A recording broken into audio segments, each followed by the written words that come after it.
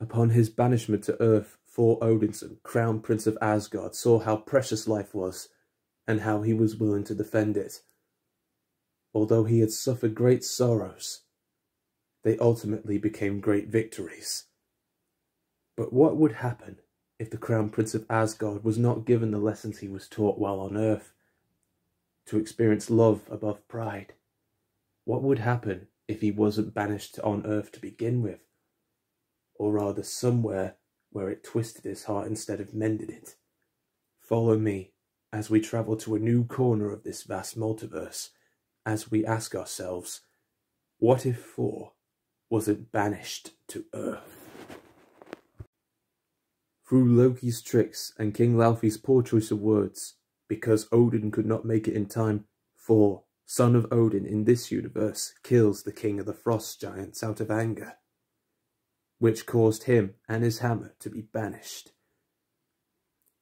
But instead of Earth, Odin thought of a more serious punishment for his crimes, in the bowels of hell, home of the dead.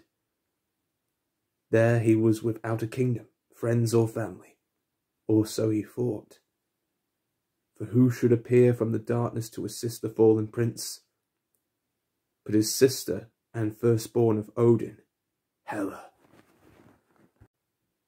Thor wanted to get back to Asgard as soon as possible, but Hela knew of a way to get back, providing Thor will help her find the Necro Sword. Thor thought it would be dangerous until Hela changed his mind by saying it will be the one thing that will make him the greatest king of all the 9 realms. And as Hela's influence continued to poison his mind, Thor changed into a ruthless ruler, which we will find out as they reach not only the Necro Sword, but Mjolnir as well. The god of thunder was left with 2 choices: to go home or to get revenge on the one person that banished him, Odin himself. Hela, of course, made the choice for him, as she showed Thor how proud Odin was of Loki, for he was to be Asgard's next king, and that he loves him and Thor equally. Love? After all he went through, there was no greater insult, and so he combined the Necro Sword with his hammer against its will to create a hammer of death. The rage and lust filled the Thunder God's mind, and now he has only one goal.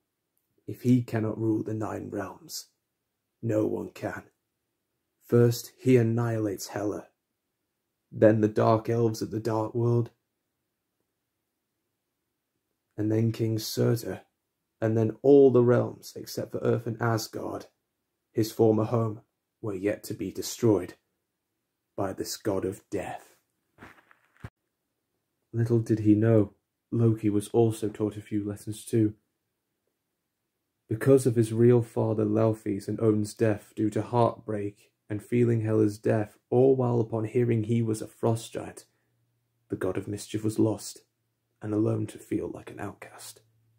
But not for long.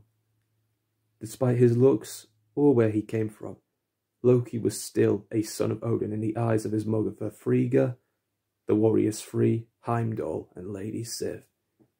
Even though his tricks started this madness, with the casket of ancient winters and the title of King of Asgard, Loki vows to end it for his father Odin. Thor's power erupted upon entering Asgard via the Bifrost and laid waste the warriors Frey on the Rainbow Bridge. And while Loki and Frigga tried to reason with him, the young Thunder God's heart had been twisted by evil like clouds of thunder as he killed Frigga, and Loki was now to be next. Thor was too powerful for the god of mischief. So before Thor could destroy him, Loki used the casket of ancient winters to freeze his brother as he fell off the bridge of Asgard, frozen and into the endless void. The young King Loki could only watch with complete horror and despair as Asgard was nothing but rubble and fire. He fell to his knees, and he mourned the fallen,